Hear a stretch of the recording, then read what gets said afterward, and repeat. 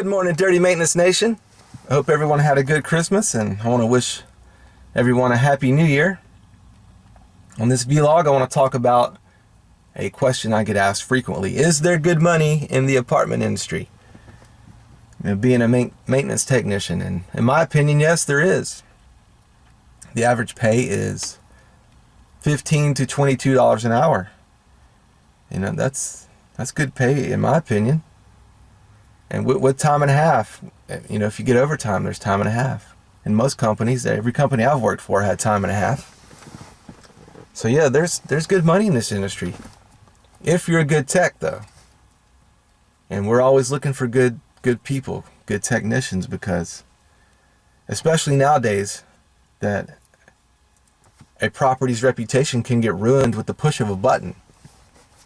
They have all these apartment ratings websites where people go and rate your apartment complex, and your reputation can get ruined quick. So that's why they're paying good nowadays and always looking for good people, because if someone goes and rates your apartment looks at your apartment complex's ratings and you have one bad after the other, then you're going to struggle and you're going to eventually go out of business. So yes, there's good pay in this industry, and we're always looking for good people. My buddy Mark Kukro, he does seminars all around the country about the apartment industry. He says that 70%, I believe it was 70%, maybe more, 70% of move-outs was because of maintenance issues.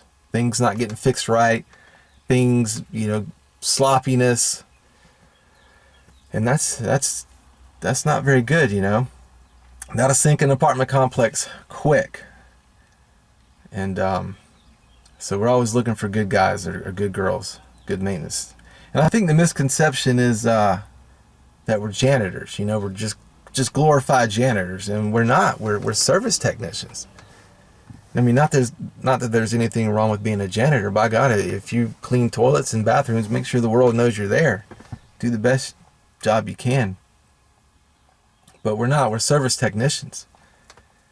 If they had to call an HVAC company every time an air conditioner broke, well, they're going to charge you $100 just to come out to look at it.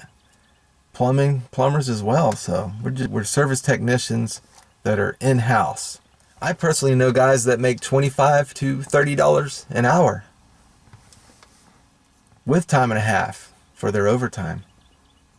But if you want to make that kind of cash, you have to know everything. You have to have all the tools and know everything, because there ain't no calling an outside vendor if you can't figure something out, making that kind of cash. And you can't even eat lunch with these guys, because they're always on the phone. That's all they do all day is eat crap and put out fires all day. On call 24/7. Something goes wrong, 3 o'clock in the morning, they're getting called. So yeah. 25, 30 an hour. I personally know maintenance techs making that kind of cash. But you have to be good if you want to make good money in this industry. If you're a hider, then you're going to struggle. You're not going to make good money. You're going to stay an $8 to $10 grunt if you're a hider. And by hider, I mean the guy that clocks in and then you never see him all day. You don't know where he is, what he's doing. He spends 90% of his time trying to see what he can get away with not doing. That's a hider. And you're going to be an $8 grunt if you're a hider, and you're going to struggle. That's where I started, $8. I was picking up garbage and painting. I was an $8 an hour grunt.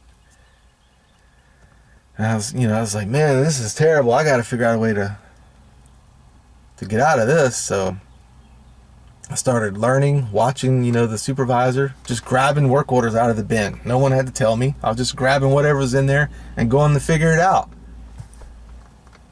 And, tearing things up, breaking things.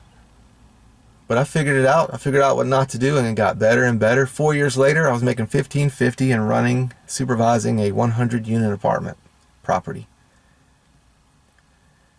So I almost doubled my income in 4 years. And that's what I mean by you can have more than you've got by becoming more than you are. You got to grow. And if you're a hider, you're going to struggle. Or if you have a bad attitude, you come in telling the property manager or the office staff what you're going to do, what you're not going to do. Somebody hands you a leak work order and you go, oh, I don't get paid to do this, and you throw it back at them or chunk it back in the box. You're going to struggle. You know, and you hear some guy say, well, if they paid me more, I'd do more. Well, that's like the old saying. The guy goes to the fireplace is empty. He just holds his hands out and goes, okay, fireplace, give me heat, and if I like it, I'll put the wood in. It doesn't work that way.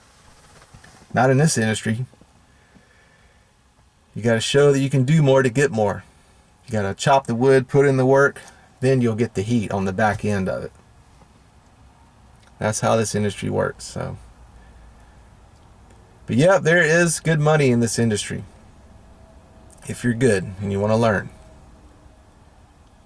So, you know, on the money subject, I want to help y'all get your money right in 2017.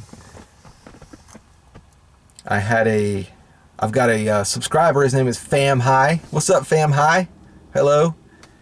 He left me a nice comment about how he read the Dave Ramsey book, Total Money Makeover, and he is on his way to stacking a big fat pile of cash. I hope he got a new wallet, a bigger wallet for Christmas, because he's gonna need it.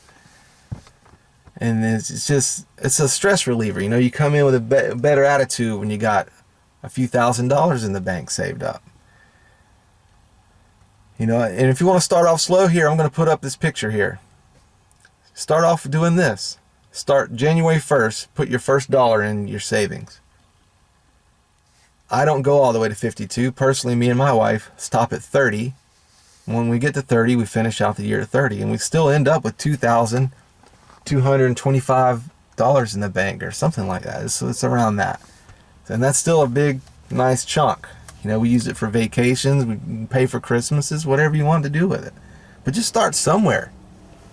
You know, you can suffer the pain of discipline or you can suffer the pain of regret. So I want to help you get your money right. It helps relieve any kind of stress. Marriage stress, it just feels good knowing that you can slay the dragon if he ever enters your life. Flat tires, car problems, whatever. And I'm a firm believer in reading. You've got to study wealth and money if you want to have it. And I say this to inspire, not to boast or brag, but I amassed a nice small fortune making $12 to $15 an hour in that area when I was making that back in my early days. Just by reading books. You know, you can check them out at the library. They're free. A library card's free. The books are free. Or you can buy them on Amazon. I buy books and I check them out. And I'm going to leave links to the books that I recommend that help get me going in the description below in this video.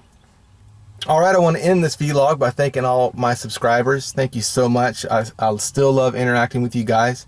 I still love making these videos. Because I was in the music business for 25 years and I don't do that anymore. So I need something to create. And making these videos gives me an outlet to create something.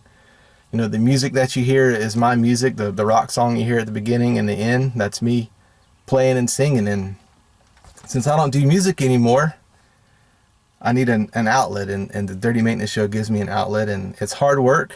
You know, I have 2 little kids and they're banging on the door while I'm making these videos, or I have to wake up at 5 in the morning to make it, or stay up after midnight. And it's hard work doing these videos, but I love it. And I hope I bring value to you guys. So that's it. Y'all stay safe this New Year's, and I'll see y'all on the next one. Bye.